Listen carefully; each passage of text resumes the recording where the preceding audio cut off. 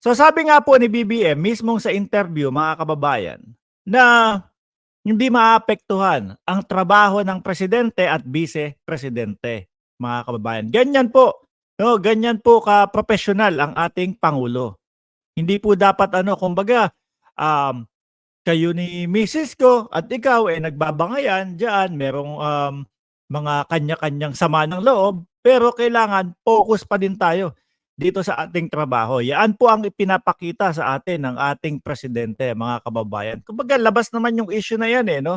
Kaya lang mga bossing, kailangan ding malaman ng taong bayan na ang pinag-ugatan, mga kababayan, nung sama ng loob ng ating First Lady Lisa Marcos kay BP Sara po, mga bossing, kumbaga nasa mandato pa din ni Inday Sara Duterte.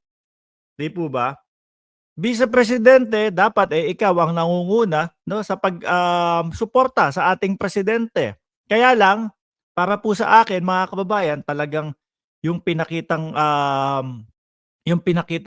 move ni Sara Duterte po doon, mga kababayan, talagang plastic talaga, mga boss. Plastic talaga, mga boss. Yung tipong kaninang umaga, kasama ka namin, nakasuporta. Siyempre, kapag attend mo doon sa Bagong Pilipinas rally na yon, ano po ang ibig sabihin para doon sa mga nakakita sa iyo? Nakasuporta ka doon, di ba?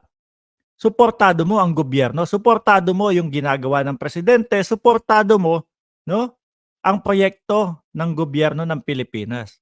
Tapos mamayang gabi, doon ka naman sumuporta sa kabilang panig na sumisigaw ng bangag ang pangulo, na sumisigaw ng pababain ang pangulo. So ano po ang iisipin ng ating First Lady doon, mga kababayan? Pero ang kagandahan po dito, mga boss, no? Ang ating presidente ay hindi nagpaapekto dito sa bangayan na ito, mga bossing. Ang sagot nga po ng ating vice presidente tungkol dito sa sinabi ni First Lady Lisa Marcos na kanyang masamang loob, mga boss, ano po, siyempre, mga kababayan, di ba? No comment, syukran, mga bossing. Kasi po kung i-aanalisa nyo, mga bossing, Chief Amo Sir, yung kanyang mga sinabi, no?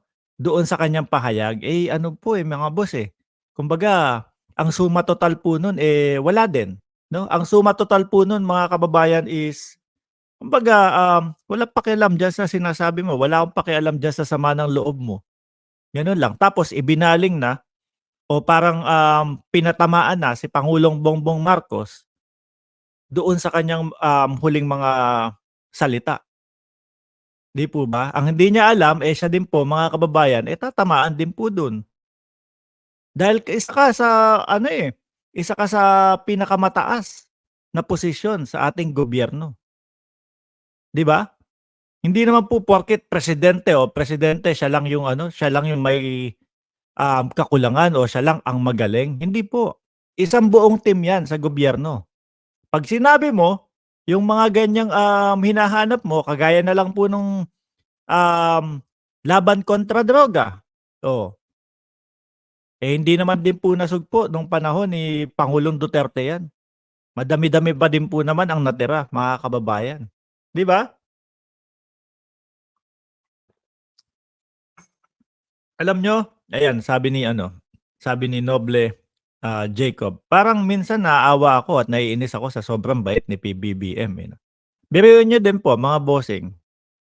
Oh, nakita nyo naman kung talagang paano siya banatan, kung talagang paano siya gawaan ng mga pekeng balita, ng walang katotohanan ng mga balita. Pero ang Pangulo natin, kumbaga parang, "Hindi, bahala kayo dyan. Basta ako dito magtatrabaho, tuloy-tuloy lang ako." Ganun ang ating Pangulo, mga kababayan no? Kaya ito po, yung mga nasa kabilang panig, yung mga kontra gobyerno, yung mga kontra Pangulo, patuloy-tuloy lang po ng kanilang paninira. Patuloy-tuloy lang po ng mga paggawa ng mga pekeng balita tungkol sa kanya.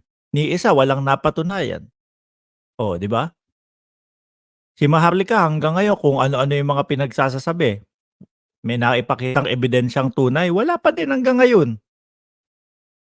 Tama po 'yan, no? Siguro kasi ang iniisip ko na din diyan mga kababayan, talagang doble ingat ang ating pangulo, 'no? Kasi dumating sila sa punto dati na kumbaga, naging masama ang tingin ng taong bayan, 'no, doon sa ano tawag dito, sa martial law. Naging masama ang tingin sa kanila ng taong bayan, mali yung pag-interpreta nung mga ginawa ng tatay niya dati. Oh, iniingatan niya na dumating sa punto na gano'n. Kaya kaya hindi din makaano, kaya hindi din alam niyo 'yun, yung talagang matigas na kamay. Dahil at tayo po mga kababayan, kitang-kita na po natin kung paano binabalahura nung mga DDS ang ating pangulo, 'di ba? Pero wala, hindi umiimik. Kasi 'pag umimik ano sasabihin nila, "Tignan mo, ano tawag dito, napakadiktador ng ating pangulo." Pero kung titingnan niyo po yung kanilang mga banat, mga boss chief, amo, sir, lakpas na po, below the belt na po, eh. Ano, hindi nabibigyan ng leksyon si Maharlika at mga Duterte, ayan. Dahil kapagka yung binigyan talaga ng leksyon yan, dahil alam naman ng taong bayan na karapat-dapat na mga mabigyan ng leksyon yang mga yan, eh, biglang magsisigaw na, "Tingnan niyo, wala na, patay na ang demokrasya."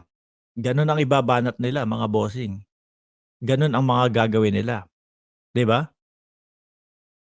Sabi ni Grace Da, takot 'yan si BBM, weak leader, talagang takot 'yan sa mga dutae. Hindi 'yun yung nakikita ko mga kababayan, 'no? Hindi 'yun yung nakikita ko mga kababayan. Since, nandiyan na din tayo sa topic na 'yan mga boss, umusog tayo diyan, 'no? Yung naianunsyo nga o yung nasabi ng ating pangulo doon sa kanyang interview patungkol po, 'no, dito kay, VP Sara Duterte dahil umabot na din sa pangulo mga kababayan yung panawagan ng taong bayan, 'no, panawagan ng mga vloggers, panawagan ng taong bayan, panawagan nung mga, um, congressman, oh, umabot na din po sa pangulo. Sabi ng pangulo, eh, bakit merong ganyan? Bakit may pagsigaw na Sara resign? Ayan, kasi po ang dinadahilan ng taong bayan, mga kababayan, ang dinadahilan po ng taong bayan, mga bossing, eh, yun nga, yung kumbaga hindi makasabay ang ating, Department of Education Secretary, mga boss. Alam na po natin na kumbaga talagang may pagkukulang, mga boss, 'no, sa edukasyon ng Pilipinas.